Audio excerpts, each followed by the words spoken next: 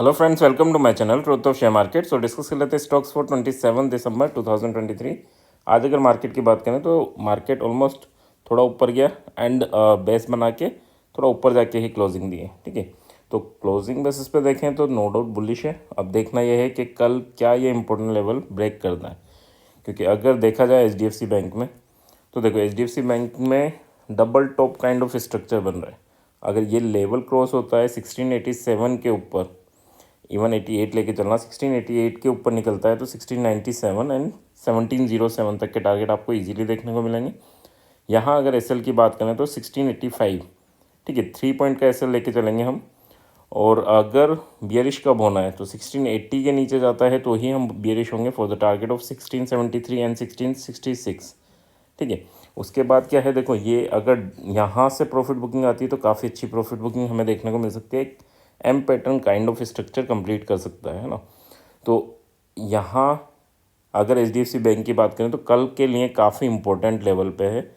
या तो ब्रेकआउट करके काफ़ी ऊपर जाए, या ब्रेकआउट नहीं करता, यहाँ रेजिस्टेंस फेस करता है तो लास्ट तक आपको 2 बजे के राउंड, 1:30-2 बजे के राउंड सेलिंग प्रेशर जनरेट होता हुआ देखने को मिलेगा।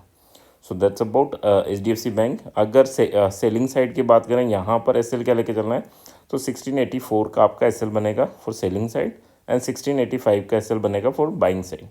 ठीक है, ये है हमारे हार्ड एसएल। सॉफ्ट एसएल की बात करें तो 15 मिनट की कैंडल कोई भी अगर ब्रेकआउट देती है तो उसका लो आपका सॉफ्ट एसएल रहेगा, और 15 मिनट की कैंडल ब्रेकडाउन देती है तो उसका हाई आपका सॉफ्ट एसएल रहेगा।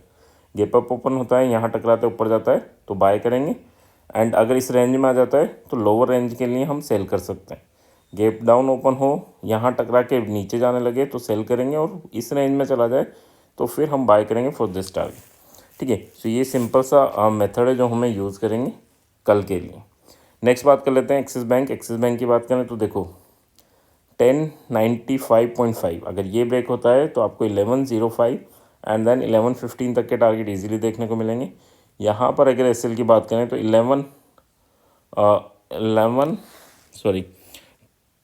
1093 दैट इज़ योर एसएल। और अगर 1088 के नीचे जाता है तो फिर आपको 1077.5 एंड देन 1062.5 ये टारगेट आपको देखने को मिलेंगे। यहाँ अगर एसएल की बात करूँ तो यहाँ पर एसएल आपका 1100 का रहेगा। एंड स्ट्रक्चर की बात करें तो स्ट्रक्चर धीरे धीरे बुलिश हो रहा है, बट हाँ अभी जब तक इस लास्ट स्विंग को नहीं ब्रेक करता, देखो अगर मेरी बात करो तो मैं यहाँ इसके ब्रेकआउट या इसके ब्रेकडाउन, यानी फर्स्ट टारगेट के ऊपर जाएगा तो बुलिश होगा, फर्स्ट टारगेट के नीचे जाएगा तो बेरिश होगा। बीच में हम अवॉइड करेंगे ट्रेड को। आप एक ट्रेंड लाइन यहाँ ड्रॉ कर सकते हैं, वो काफ़ी हेल्प करेगी आपकी कि कहाँ पर हमें बुलिश रहना है। और ये ट्रेंड लाइन का ब्रेकडाउन होता है तो शार्प सेलिंग प्रेशर आपको देखने को मिलेगा। इजीली आपको 1077 तक के टारगेट देखने को मिलेंगे। तो इस केसेस में यानी एक्सिस बैंक की बात करें तो यहाँ एक ट्रेंड लाइन ज़रूर बना लेना, उससे आपकी काफ़ी हेल्प हो जाएगी। नेक्स्ट बात कर लेते हैं रिलायंस की। रिलायंस में अगर देखा जाए तो 2584 इसके ऊपर जाता है तो 2597 एंड देन 2516 ये टारगेट आपको देखने को मिलेंगे। एसएल की बात करें तो 2578 का आपका एसएल रहेगा। 2570 के नीचे जाता है तो सेलिंग प्रेशर जनरेट होगा।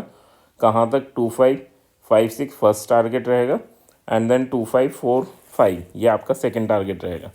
यहाँ पर भी अगर एसएल की बात करें तो एसएल थोड़ा बड़ा रहेगा 2579 का।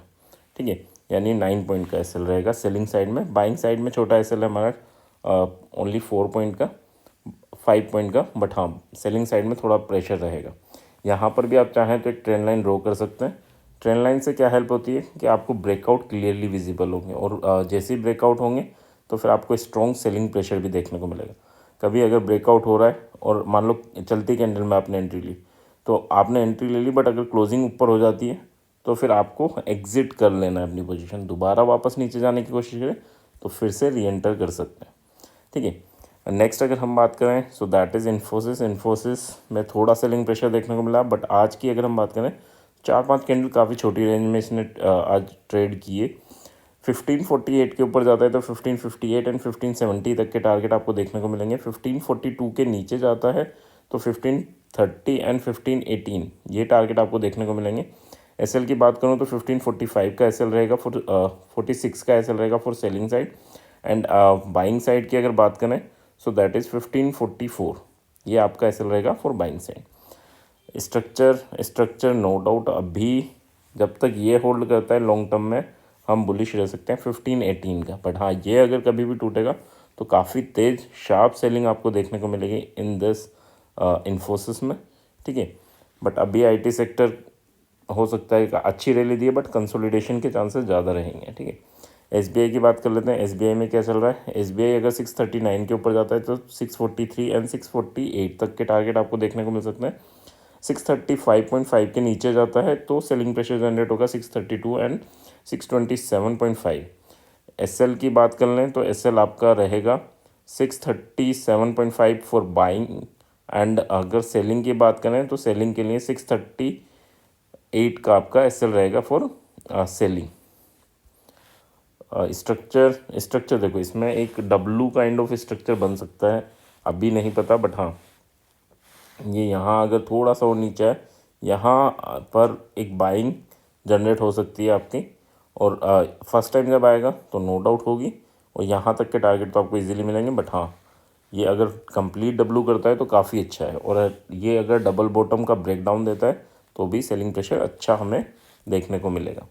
नेक्स्ट बात कर लेते हैं टाटा मोटर्स की बात करें तो देखो 723 अगर ब्रेक होता है तो 731 एंड 738 ये आपके टारगेट रहेंगे। एसएल की बात करूं तो 720 का आपका एसएल रहेगा।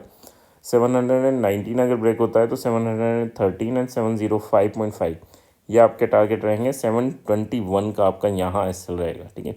2 पॉइंट का एसएल है, छोटा सा एसएल है, एंड यहाँ हमें टारगेट काफ़ी बड़े मिल सकते हैं, ठीक है। जिस डायरेक्शन में मूव करेगा उस डायरेक्शन में एक बड़ा मूवमेंट हमें देखने को मिलेगा। फर्स्ट टारगेट पर छोटी सी बाइंग आके और बड़ा सेलिंग प्रेशर बन सकता है, ठीक है। सिमिलर वे में यहाँ अगर यहाँ फर्स्ट टाइम जाएगा तो नो डाउट सेलिंग प्रेशर होगा, बट इसको एक बार क्रॉस करता है तो काफ़ी अच्छी बाइंग भी आपको देखने को मिलेगी इन टाटा मोटर्स। अडानी की बात कर लेते हैं, अडानी में क्या चल रहा है तो अडानी देखो 2878 यहाँ क्लोजिंग हुई है, ये डे कैंडल है ना, बाकी सब आवरली कैंडल नहीं, बट हाँ यहाँ आपके डे कैंडल है। तो 2950 अगर ब्रेक होता है तो 3033 एंड 3154 ये आपके टारगेट रहेंगे। यहाँ पर सेलिंग कब करनी है तो 2845 इसके नीचे जाता है तो ही हम सेल करेंगे for the target of 2724 and then 2600, ठीक है। यहाँ पर अगर एसएल की बात करें तो एसएल आपका 35 पॉइंट्स का एसएल रहेगा for buying as well as selling, ठीक है। स्ट्रक्चर इसने काफ़ी अच्छी बाइंग है, उसके बाद ये कंसोलिडेशन कर रहा है, ठीक है। जैसे ये कंसोलिडेशन ब्रेक होता है तो फिर आपको एक अच्छी मूवमेंट अपवर्ड डायरेक्शन में देखने को मिल सकती है, ठीक है। Okay, so that's about Adani and rest of the stocks. I hope यहाँ तक चीज़ें क्लियर होंगी। थोड़े चीज़ों को संभल के चलना, उतने बड़े टारगेट या उतने बड़े मूवमेंट के बड़ी प्रॉफिट बुकिंग आएगी, बड़े टारगेट होंगे, उन सब चीज़ों के साथ साथ ये भी देखना है कि हाँ बड़ा प्लेयर क्या ऑप्शन में सेलिंग कर रहा है या ऑप्शन में बाइंग कर रहा है। अगर ऑप्शन में बाइंग करता है तो फिर आपको बड़े टारगेट प्लान कर सकते हो। अगर ऑप्शन में जब तक सेलिंग करता है तब अब तक आपके टारगेट छोटे और थोड़ा अपवर्ड डायरेक्शन में रखना, ठीक है। सो आई होप यहाँ तक चीज़ें क्लियर होंगी। क्लियर हैं तो please like and comment. Thank you.